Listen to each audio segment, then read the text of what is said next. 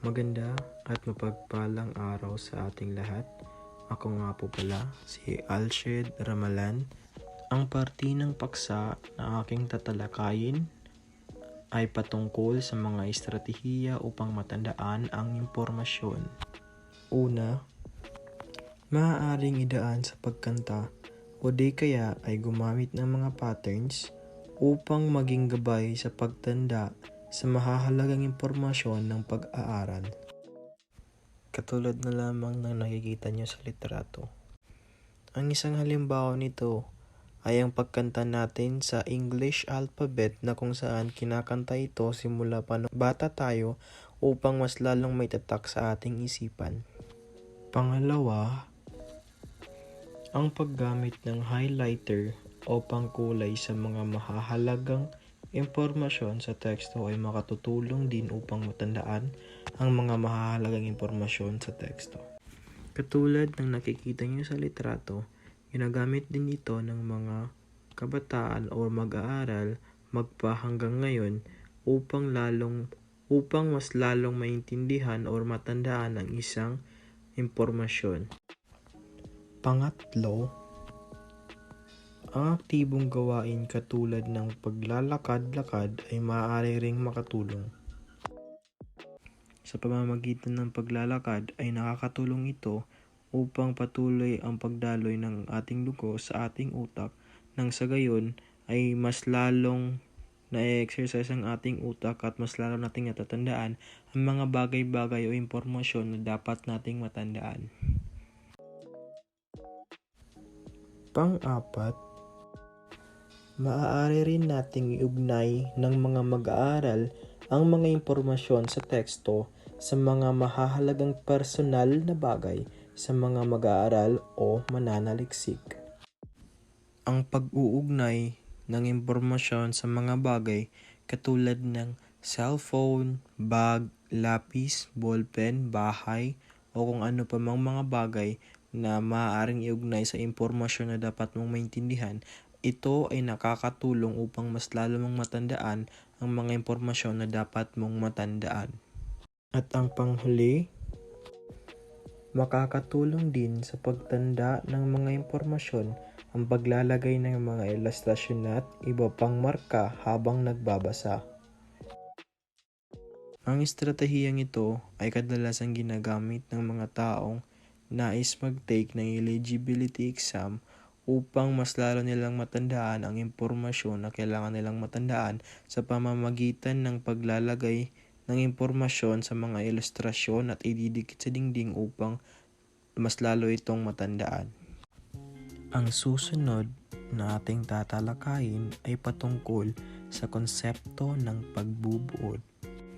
Sa website na ito ay binigyan ng definisyon ang pagbubuod bilang pamamaraan ng pag-uulit ng salita ng iba pa sa kanilang mga akda gamit ang sariling pananalita ng nagsasagawa ng pagbubuod.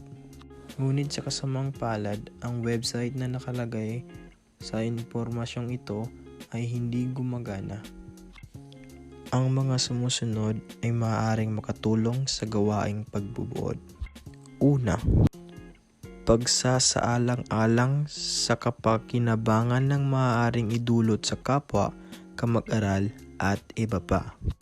Malaki ang naitulong ng pag-alam kung ano ang maaaring idulot sa kapwa ng iyong ibubuod sapagkat ito ang magiging motivation mo o magiging center ng iyong gagawaing pagbubuod. Pangalawa, ang buod ay higit na maiksi kaysa sa orihinal na teksto.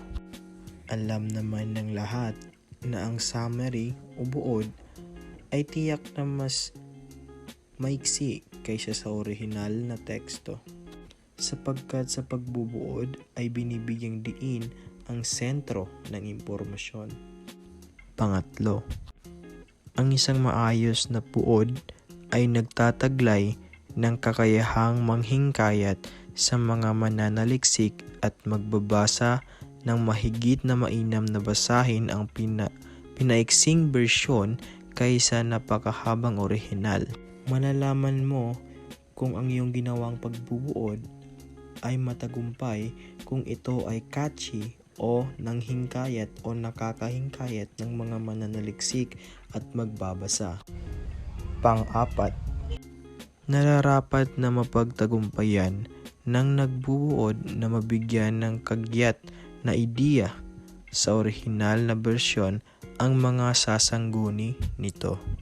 Kung ang iyong ginawang pagbubuod ay mas nagustuhan o mas naiintindihan ng mga mananaliksik, ay tiyak na ito ay ang pagbubuod na matagumpay. At ang huli, ang pagbubuod ay isang gawaing naglalarawan ng mataas na antas ng pag-unawa sa binasang teksto.